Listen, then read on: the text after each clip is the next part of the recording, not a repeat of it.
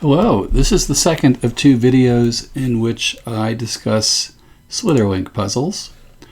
The first video talked about the classic Slitherlink puzzle, which is played on a regular square grid on square-shaped cells with four sides.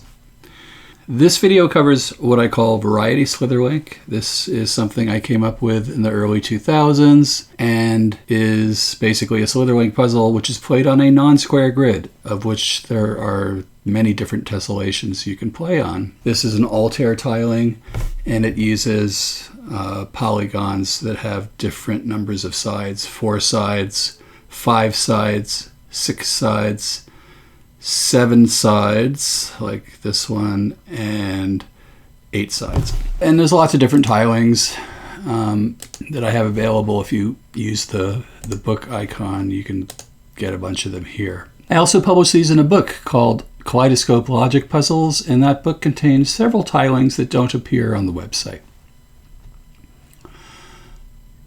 If you have not done these puzzles before, you might want to do some of the classic puzzles first. There's a lot more tutorial material on the classic puzzles.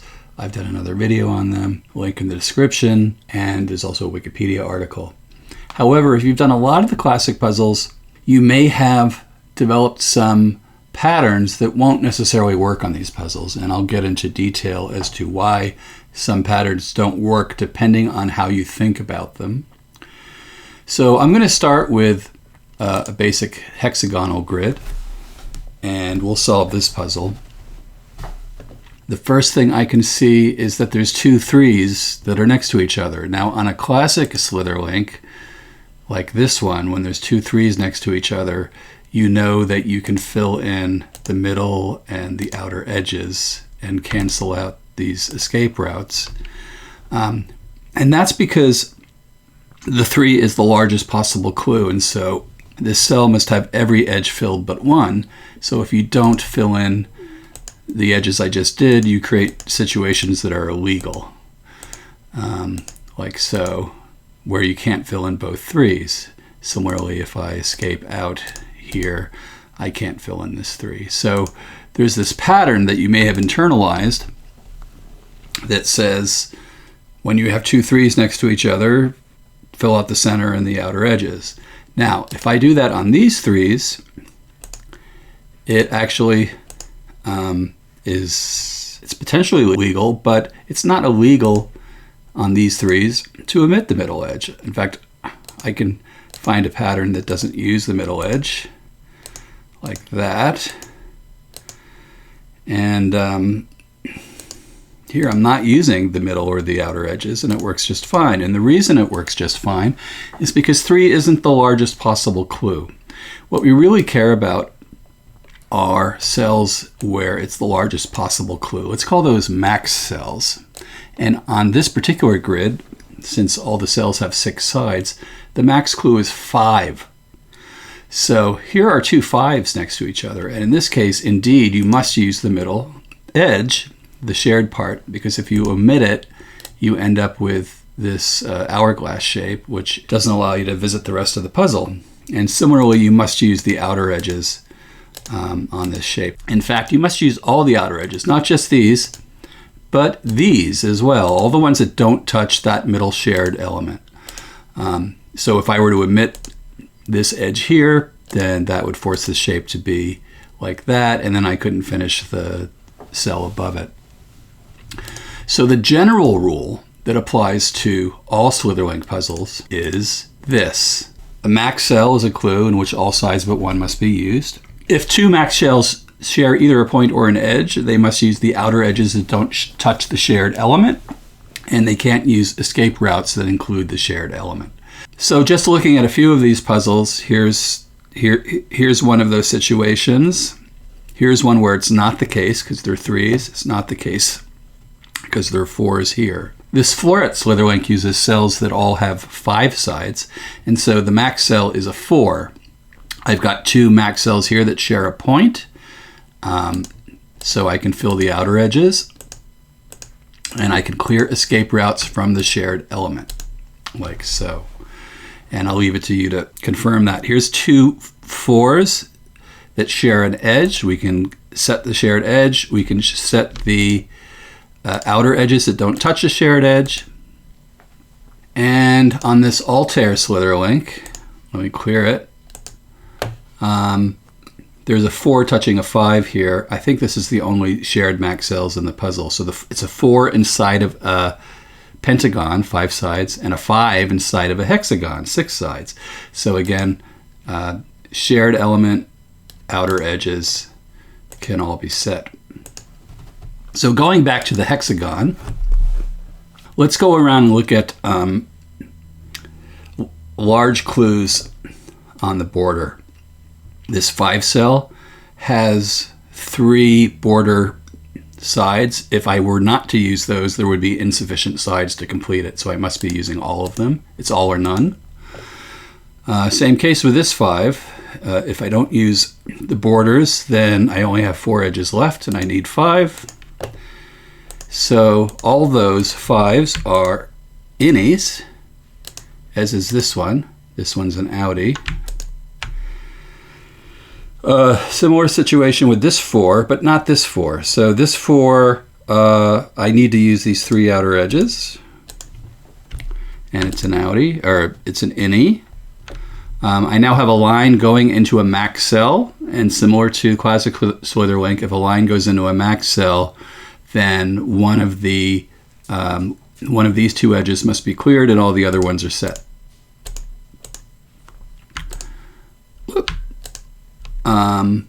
That means that I'm not using these 2 cells on this 4, so I can finish the 4 like so. And now I have a chain of 4s. This is similar to a chain of 2s in a classic Slitherlink.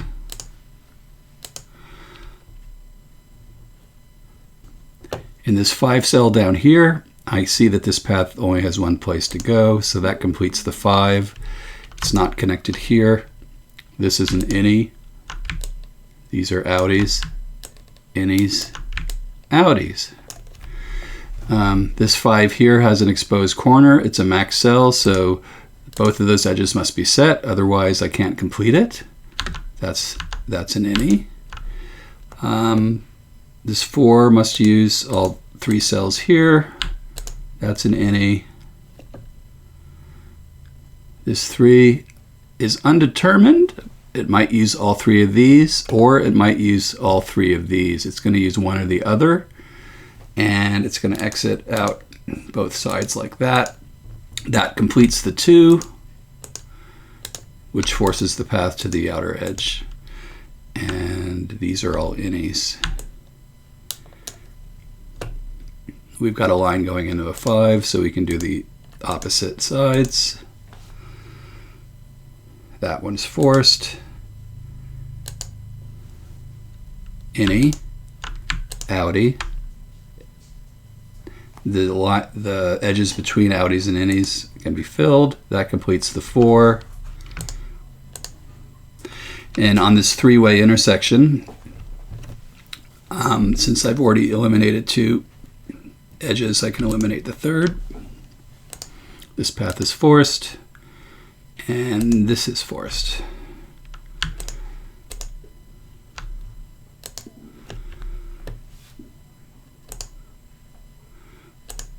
There we go. That's forced. Outie. That is forced. And because all 4 of these sides on a max cell are filled, it's got to escape up here.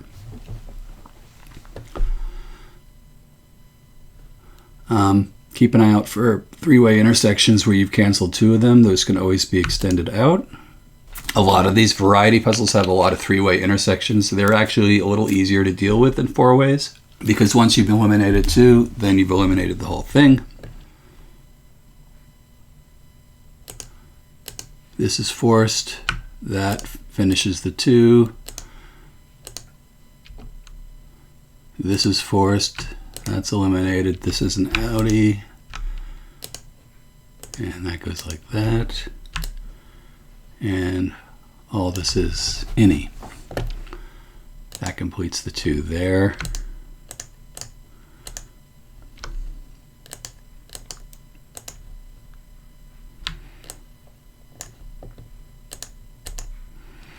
Got an exposed corner on a 5. On a max cell, this one is finished, so it can't be using that. So this is also any here. This is the sole remaining edge on the 1, so it must be used.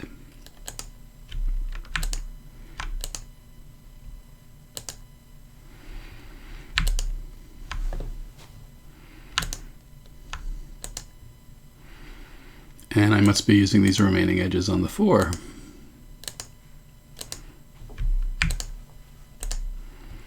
And these 2 remaining edges on this 3.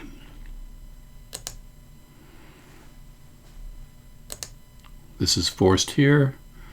Then 3 is done. Because this 5 has 4 of its edges, it has a forced exit here. There is an incoming line here in the boundary between the outies and innies.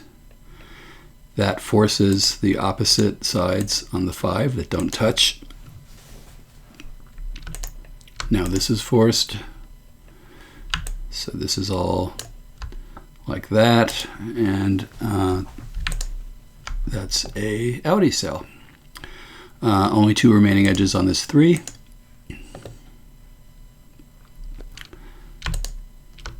Forced to go that way. Okay, these 2 blue cells need to connect to all the other blue cells. That's the interior of the loop, like so. So this is an innie, which means the border edges are filled. And to complete it, we must go there.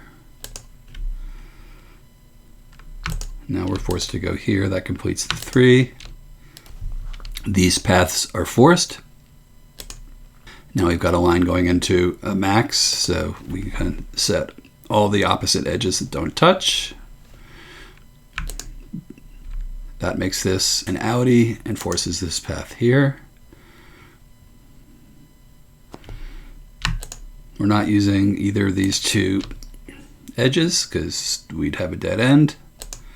So this must go that way. That completes that section.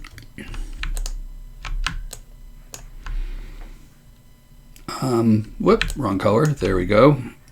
So that must go up there. This must escape out here.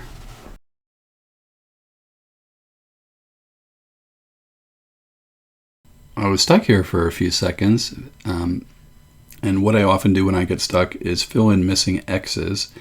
I filled one in here, and that got me unstuck because I can see that we have an exposed corner here, and so either none or both of these edges must be used. And if I were to use none, I couldn't complete the 5. So this 5 must be completed that way. That makes this cell an innie, and we've got some forced pathing happening here. And that completes the puzzle.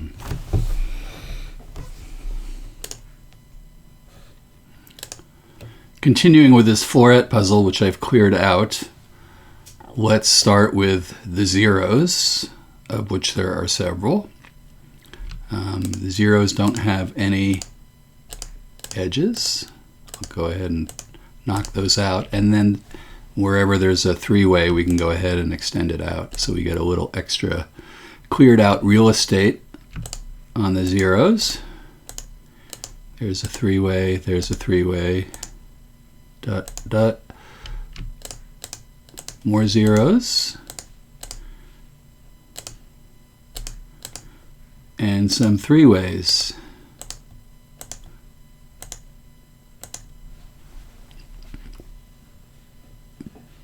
Now let's look at the borders.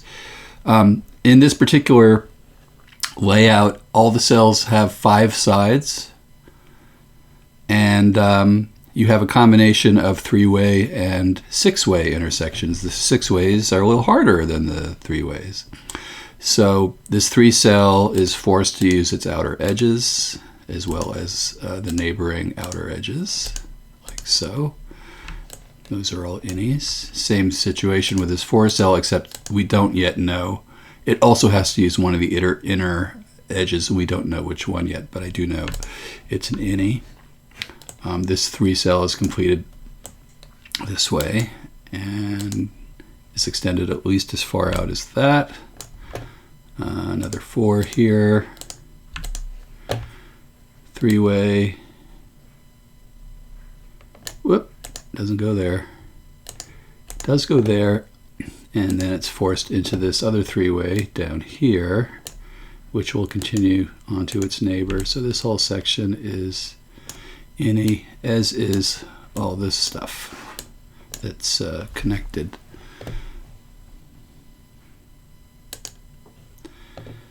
Another 3-way here that connects to its neighbors. Okay. I already mentioned that there was 2 4s here that share a point. Those are max cells, so we can also fill in the opposite edges there and also eliminate the escape routes from the shared element, which is a point in this case. That completes this one, which forces us to go this way. Now we've eliminated 2 of the 5 sides of this 3, so we can complete it. And then this 3 we can complete as well. This path is forced on the 2. That completes the 2. And the path must go this way. And so we know that this is an outie section. And this path is forced. And this goes that way. And that's all forced. And this is all innie.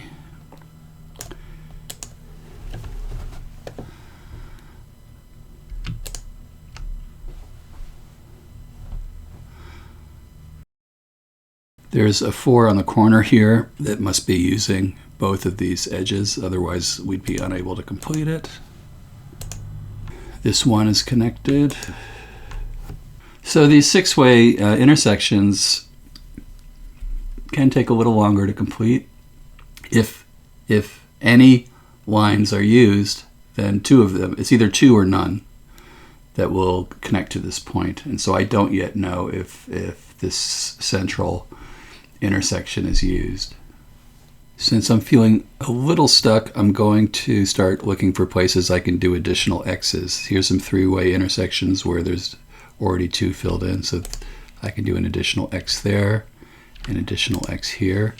That leaves only 2 remaining cells for this 2, which completes the 2. Then I go into this 3, which only has 2 remaining edges. This 1 only has 2 available edges, so it must have an incoming line there. This 3 only has 3 available edges. This part of the path is forced. That finishes the 1. That 3 is finished. This path is forced. That finishes the 2. And the path is forced here. This path is now forced to go into a max cell. And similar to the 3s on the regular puzzles, we can fill the opposite edges. That means all this stuff must be innie. And this is outie. I can see we also can do some coloring here. This is connected to the 2. That forces that edge there. And we've got some outie here. Just going to fill in a few more X's for clarity. There's a 3-way intersection here. This section is outie.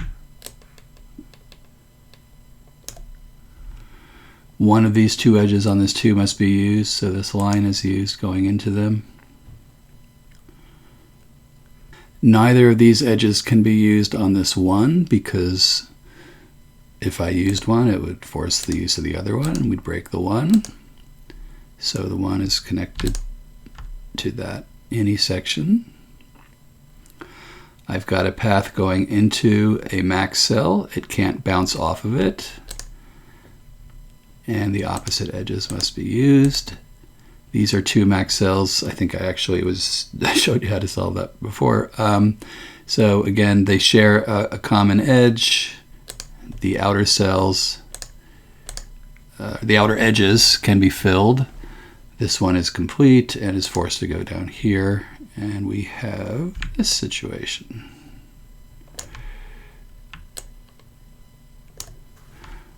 This one is now finished. Already has that bottom edge. This one must be connected to these two blues because we can't use either of those edges. This max cell must use both of these edges because if I just used one, we'd have a dead end, and we need to use all but one edge. So it's got to be completed this way.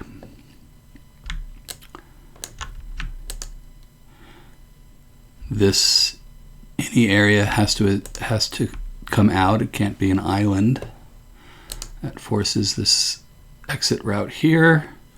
One of these two edges on the two must be used, so we're going to be using that edge coming into it. This one must be connected to these two blues. On this 3, I can see that it's going to use one of these two edges and it's going to use one of these two edges because there's a line coming in here that's got to go one of two ways, a line coming in here that must go one of two ways. And so one edge there, one edge there, the remaining edge must be set to make 3. That creates a cell going into a max cell. It can't bounce off like so. It must be going into it, and we can set the opposite edges on the max cell. That completes the 2. So we've got this situation.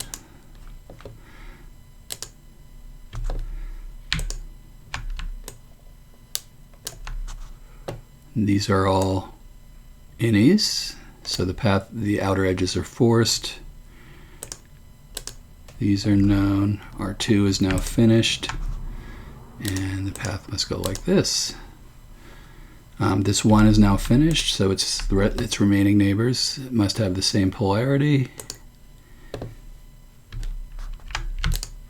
There we go. That's got to come out there. And must connect to the rest of the puzzle. So it comes out there. This is an innie, so the outer border must be used. Same situation here. And we can fill that, fill that. Any blue cell, if you're using blue for any, that's on the edge of the puzzle, the outer edges must be used. And this 3 cell has only 2 remaining edges that we can use, and these are them because it's an outie. That makes this an innie and this an innie. There we go. This must be an innie. This must be an innie. It's got to connect. All the innies have to be connectable. We must complete the 3 this way. So this whole section is innie. This must be connected to those unusable edges, so it must be completed with this edge. And all this stuff is connected. And this innie cell must escape out to the outer edge.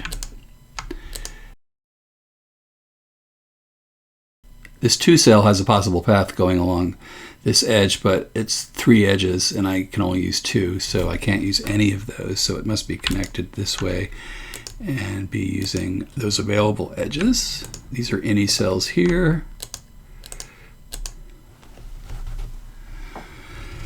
This incoming line to a max cell can't escape, can't bounce off. which means I can't use this edge, and this path must go like that. The 4 must be completed like so.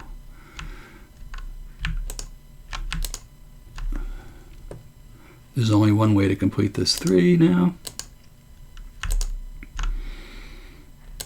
That completes the 2, and that's the puzzle.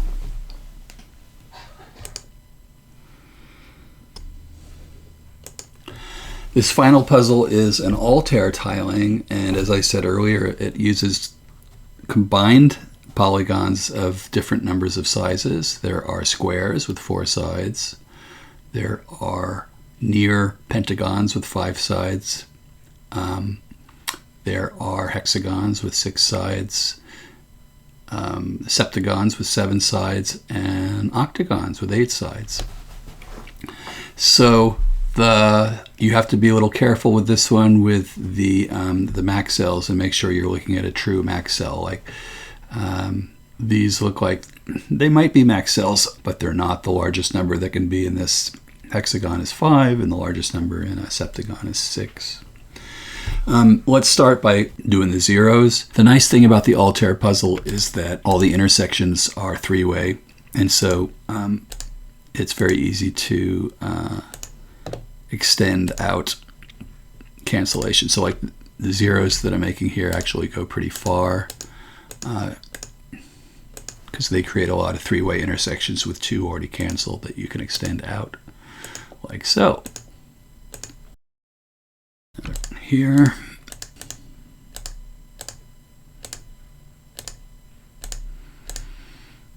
That's all the 3 ways. As I mentioned earlier, there's 2 adjacent max cells here, a 4 inside of a 5-sided cell and a 5 inside of a 6-sided shell. So the shared element gets filled, the outer edges get filled that don't touch the shared element. That completes this 1. So it must go this way. That's got to be open. That must go this way. And we can, that path is forced there. Okay, so we've got a 4 inside of a 5 here with an exposed corner. So we can go ahead and fill in the 2 edges on the exposed corner. That path there is forced. I'm going to go ahead and start looking at border cells. This 3 is forced, goes into its neighbors. These are all innies.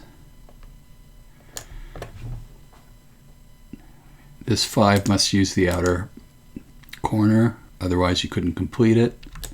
Also an innie. This 3 must use these outer cells, and that completes it. So it must extend out here. It also makes a bunch of innie cells. This 3 is complete, so it must extend out here.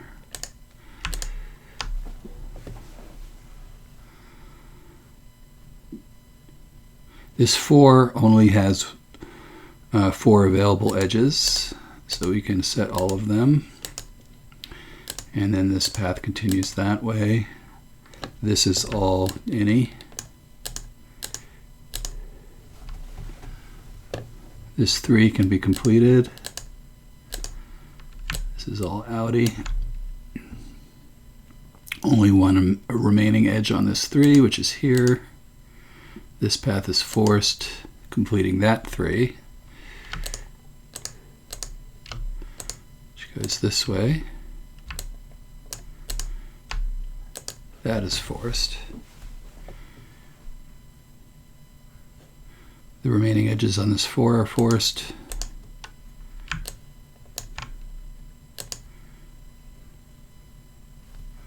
This edge is forced.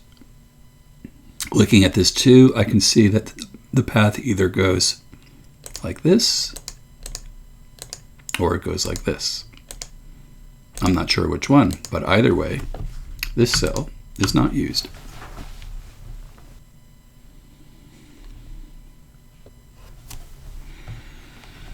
I'm feeling a bit stuck, so I'm going to start doing X's. Here's a 3-way intersection I can extend. Another one I can extend. That completes this 2, which forces the 5 here, part of it. That forces the path here, which completes the 3.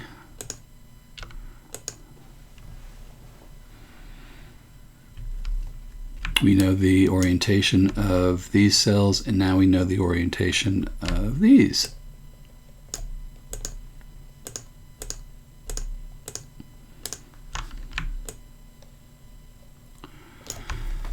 And now I know that I can't be using this outer area because these are outies.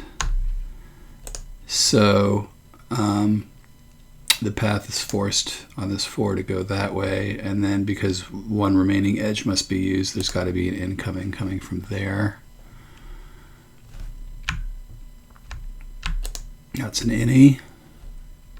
This one is completed, so I can set the polarity on its neighbors. That forces this outer path, like so.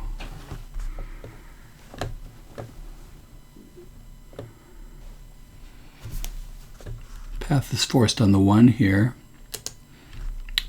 which means all these other neighbors are known, and that allows us to finish the 2. This 2 also has a fixed solution.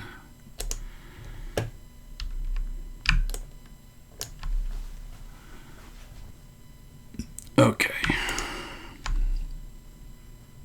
There's a line going into a max cell, 5 inside of a 6, so we can set the opposite edges. And then some polarity. Allows us to complete the 4. This is fixed as well, which means the 2 is finished.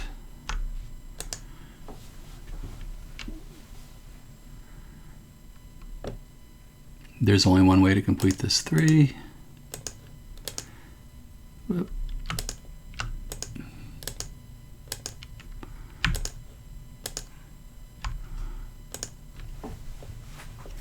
Only one way to complete this 5.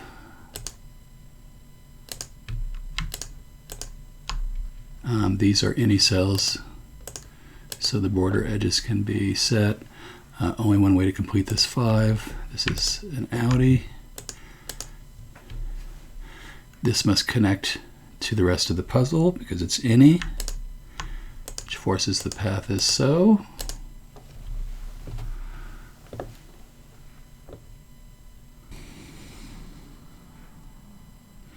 This 4 down here has 3 edges already filled. One of these 2 edges will be set, and then it must escape out here. This 5 has an exposed corner, and it's a max cell. So we can set those 2 edges, otherwise we'd be unable to complete it. That completes the 2, so we can set its remaining open neighbors. There's only one way to complete this 4 now because we've got these 2 neighbors touching, so we can't use that edge. So that goes like that. And that gives us more of the puzzle. Now we can complete this 5.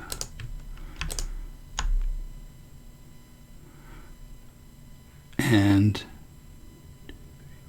I believe we can complete this 5. We can't use either of these 2 edges here.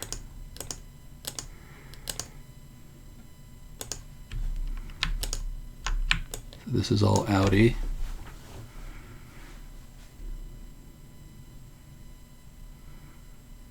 That goes up to the 4. 4 is a max cell. It's inside of a 5-sided cell. So we can set the opposite edges on it. That forces this path to go this way. We've now completed the 2. Forces that path. So on this 4, we've got 2 known edges. One of these two edges must be used. That would be 3, and then we're going to have to use this edge. This edge, which will go up to this 3, and this will be the sole remaining edge on the 3, which forces this one to be unused. We already know that's unused, so that's any.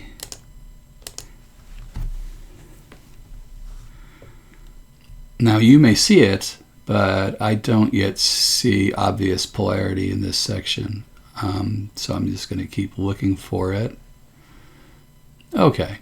I found it. So in this 4 cell, I've got it at most 3 usable inner cells, and that means at least one of these border cells must be used, which means all the border cells must be used. Those are all 4 of those 4s that are required.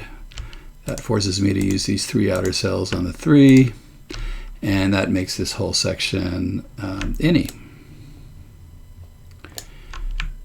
Outie, outie, outie, any. And now we can pretty much complete that corner. This is forced down here. There we go.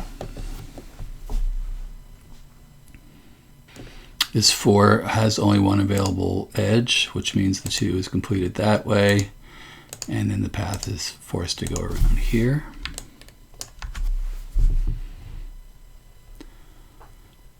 This path along the uni section has 4 edges, so I can't use it. So this must be using those 3 edges, and those 4 edges must be open. So we've got this situation. Using these 2 edges on the 4, this edge, and then this remaining edge here.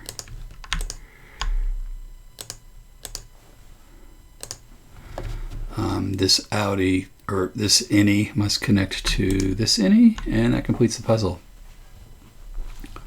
You'll notice that if you complete the puzzle by painting, you don't have to explicitly draw the edges. So you have the option of solving these just by doing painting, which is a fun way to do it. So those are 3 Variety Slitherlinks.